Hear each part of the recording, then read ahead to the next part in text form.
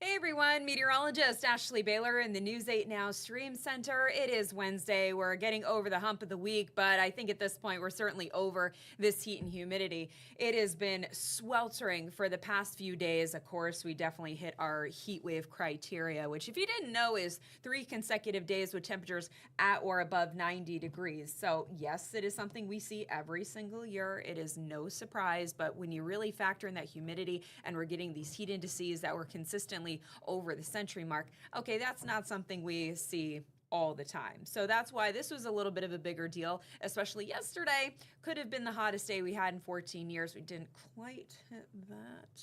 So we ended up staying maybe 3 degrees cooler than where we needed to be to kind of break that record, if you will.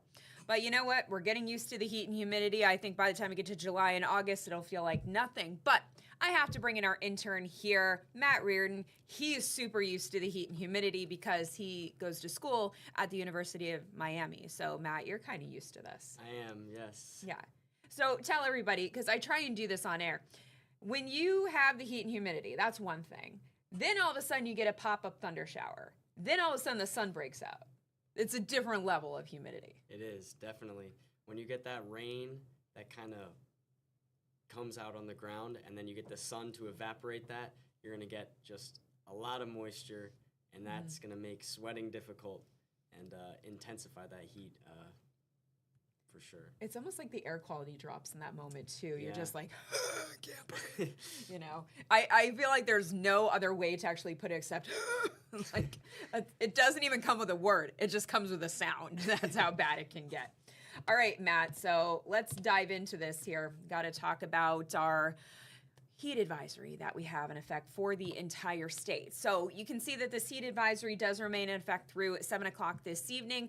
We already started seeing the heat index climb over 100 by lunchtime. So a little bit of an overachiever. In this case, we don't like overachievers. We're at 96 degrees alone here in New Haven, 95 in Hartford. We're at 98 degrees in Lisbon. A tad cooler up in Torrington at 89 degrees, and that was because of a shift in the wind direction. We're not catching that wind off the water today. It's actually shifted more out of the northwest. But too bad we haven't had the whoosh of cooler dew points yet. We have dew points that are still in the upper 60s, low to even mid 70s. So you're feeling it when you step out the door. So this is what it actually feels like outside. And it feels like 104 here in New Haven. Feels even like 100 in New London. So New London, you're not one of the cooler spots today. Feels like 100 in Hartford, even 101 in Torrington. So I don't know, Matt, why there was a heat advisory versus extreme heat warning between yesterday and today. I don't think there's a huge difference. No, definitely not. It's a scorcher out there still. Yeah, but we're up in New England, so we've got to drop the R. It's a scorcher. That's how we have to say it around here. It's a scorcher. All right, so let's show the fact that we are in good company. The heat index extends to 104 through Washington, D.C., 107 down in Myrtle Beach, 106 in Dothan, Alabama. I had a job interview there once, by the way. It's actually a nice little spot. But zooming in a little bit closer, you can see that Hatteras, a place that should normally be cooler because it sits out on the water. Even there, the heat index is around 110, 106 in Elizabeth City, 100 in Norfolk, 107 in Dover, Delaware. So again, we're in good company here. So let me back up really quickly. If you want to cool down, yeah, you technically need to go to Orlando, Cleveland, Dallas, Houston. Trust me, that's not something we say very often, but big changes on the way for tomorrow. In the meantime, here's a look at our satellite and radar composite, where we do have a few fair weather cumulus clouds out there. And Matt will tell you this as well. You know, when we get these big puffy cumulus clouds, when they do move over that blazing hot sunshine, it at least provides some temporary shade. Yeah, it'll feel good for a couple of minutes. I know. A couple minutes is better than nothing. You know, when I was out at the Travelers over the weekend, we were just looking at the sky. Okay, where's the cloud? Oh, that feels so much better. Everybody knows what I'm talking about when it comes to that. Now, as this front comes through, it is sparking an isolated shower. You can see one right around Putnam that's going to move over the state line towards Rhode Island. There's also a little downpour up towards Webster and Douglas, Massachusetts. So that may clip places like Thompson and Putnam, but nothing that is going to be widespread. There are some of those friendly clouds in Hartford, where we are at 95 degrees. It is 96 here in Long Wharf. I cannot wait for cooler conditions tomorrow. And see that wind diving out of the northwest, anywhere from about 6 to 10 miles per hour. So, yeah, the wind is switched, but it's not enough of a breeze to help cool us off that much. So our hour by hour showing you the threat of a pop-up thunder shower or two as we continue on through this afternoon and this evening.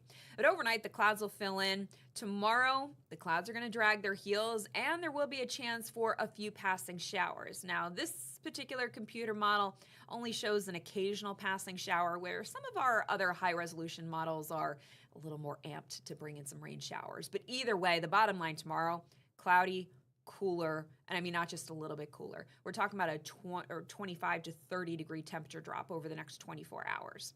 So tonight, cloudy, some spotty showers are possible. Temperatures are going to dip into the upper 60s near 70 degrees. Cloudy and cooler tomorrow, just a few showers. Temperatures in the mid 70s. I cannot wait. And I don't often say that. I was born in the Gulf of Mexico. I'm bred to love this kind of weather, and even I'm over it. So getting into Friday, I do think we're going to stay dry on Friday. Just once again, we'll see more clouds and sunshine, so that'll hold temperatures in the lower 70s. And of course, we have a chance of thunder showers heading into Saturday. The day won't be a washout. I think if you have morning plans or even midday plans, you'll be fine. But getting into Saturday afternoon, it does look like we will have a chance for a few showers and thunderstorms as temperatures get back into the mid 70s. Sunday, we're looking at partly sunny skies. Originally, with our earlier computer models, it did look like we could possibly see some afternoon thunder showers, but I've gone ahead and kind of dropped that from the threat here.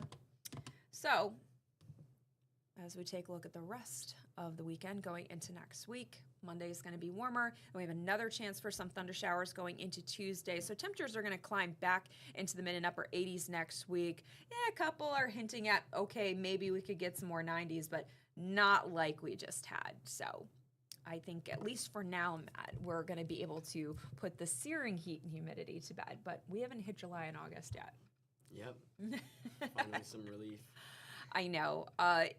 So I got to tell you, when you come up here from Miami, what a difference that must make, because you end school in May down in Florida. So you come up here in May where we can still have 40 and 50 degree days. Yep. It's a big culture shock for sure. And that humidity is a killer down there. And some of us found out on Monday with those dew points in the 80s.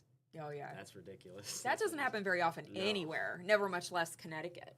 And the funny thing is, you are going to Miami, but you love the snow. I do. Yet Florida had more snow than we did. We were talking about this earlier, we mentioned it over the winter, but the Panhandle in northern parts of Florida had more snow than we did at one point. The ridiculousness of it all. And now we're warmer than Florida. That's weather for you. What? Why did I do this? I wanted things to be easy and predictable. Why did I get into this business? Sometimes I don't know. So why did I become a meteorologist? You know why? Because the weather's always evolving. It's ever changing. It keeps you on your toes. And just when you think you have it figured out, Mother Nature says, hold my beer. All right. So we'll catch you back here tomorrow. Bye, guys.